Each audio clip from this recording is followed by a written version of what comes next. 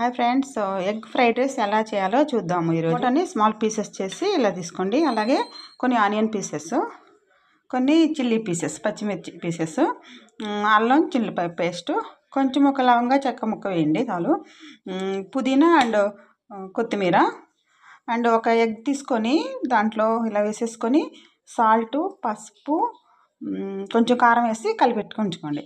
Boil అయిన తర్వాత ఒక చెక్క మొగ్గ కొంచెం వేసాను. వెల్లుల్లి పేస్ట్ కూడా వేసుకోండి. చిల్లీస్ వేసుకోండి. నెక్స్ట్ ఆనియన్ పీసెస్ వేసుకోండి. కొంచెం ఆనియన్స్ మగ్గిన తర్వాత పుదీనా అండ్ కొత్తిమీర వేయండి.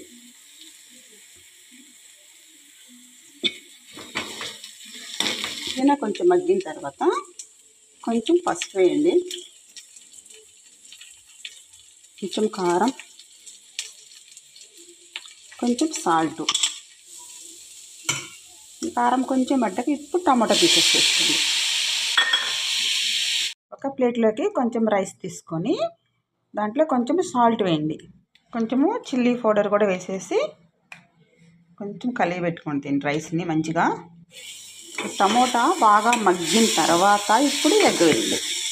ఈ టమోటా బాగా మగ్గిన తర్వాత దీన్ని కొంచెము సైడ్కి ఇక్కడే ఇలా అనుకోండి, లేదా వేరే బౌల్లోకైనా తీసుకోండి. నేనైతే ఇలా సైడ్కి అంటున్నా. ఇలా సైడ్కి అని ఇక్కడ కొంచెం ఆయిల్ వేసుకోండి. రైస్లో కూడా సాల్ట్, కారం వేస్తాము అండ్ ఎగ్ దాంట్లో కూడా వేసామన్నమాట. దాన్ని బట్టి వేసుకోండి అనమాట. సో ఈ ఆయిల్ కొంచెం బాయిల్ అయిన తర్వాత కొంచెము ఈ ఎగ్ దీంట్లో పోసేసేయండి. ఎగ్ ఇలా అట్లాగా కొంచెం ఉడికిన తర్వాత దీన్ని తిప్పివేయండి. మళ్ళీ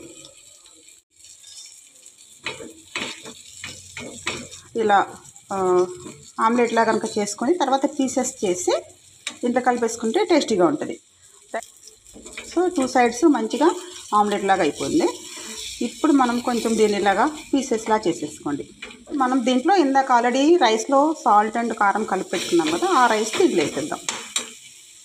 రైస్ ఇలా వేసేసుకొని ఒక 2 మినిట్స్ మనం కలిపేసిన తర్వాత ఒక 2 మినిట్స్ దీని మీదే ఉంచండి. బాగా ఇలా కలిపేసుకొని ఇంకా స్టవ్ ఆఫ్ చేసుకోండి. ఇలా మనం ఎగ్ ఆమ్లెట్లా వేసుకుంటే ఏంటంటే మనకి పీసెస్ అన్నీ మంచిగా కనిపిస్తాయి అన్నమాట. క్వాంటిటీ ఆఫ్ రైస్ని బట్టి ఎగ్ వేసుకుంటే బాగుంటుంది. రెడీ అయిపోయింది egg fried rice. After long time, Karthika మాసం ముందు ఎప్పుడో ఎగ్ తిన్నాను, మళ్ళీ ఇవాళ అవకాశం వచ్చింది. Okay height. ఈ రెసిపీ మీకు నచ్చినట్లయితే లైక్ చేయండి, షేర్ చేయండి, మా ఛానల్ని సబ్స్క్రైబ్ చేసుకోండి. Thank you for watching.